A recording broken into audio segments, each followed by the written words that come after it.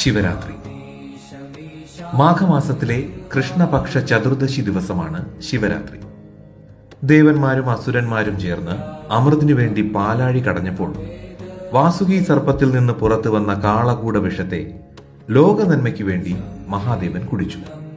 ആ വിഷം ഭഗവാനെ ബാധിക്കാതിരിക്കാൻ ഭഗവാന്റെ കണ്ഠം പൊത്തിപ്പിടിച്ച് പാർവതി ദേവിയും ഉറക്കമൊഴിച്ച് മറ്റെല്ലാ ദേവകളും പ്രാർത്ഥിച്ചു എന്നാണ് ഐതിഹ്യം.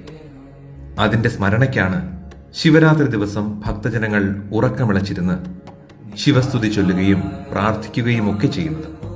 ശിവരാത്രി ദിവസം ശിവാലയ ക്ഷേത്രങ്ങളിൽ 4 യാമപൂജകൾ ഉണ്ടായിരിക്കും.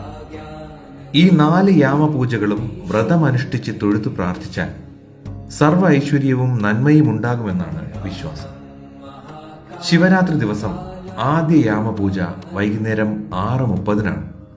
ആ സമയം ബ്രഹ്മാവ് ശിവനെ പൂജിക്കുന്നു എന്നാണ് വിശ്വാസം.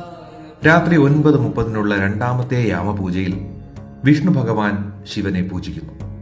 അർദ്ധരാത്രി 12:30-നുള്ള മൂന്നാമത്തെ യാമപൂജയിൽ ദേവി ശിവനെ പൂജിക്കുന്നതായും രാവിലെ 3 മണിക്കുള്ള 4-ാം യാമപൂജയിൽ ദേവന്മാർ, മഹർഷിമാർ തുടങ്ങിയ സമസ്ത ജീവരാശികളും ഭഗവാനെ പൂജിക്കുന്നു.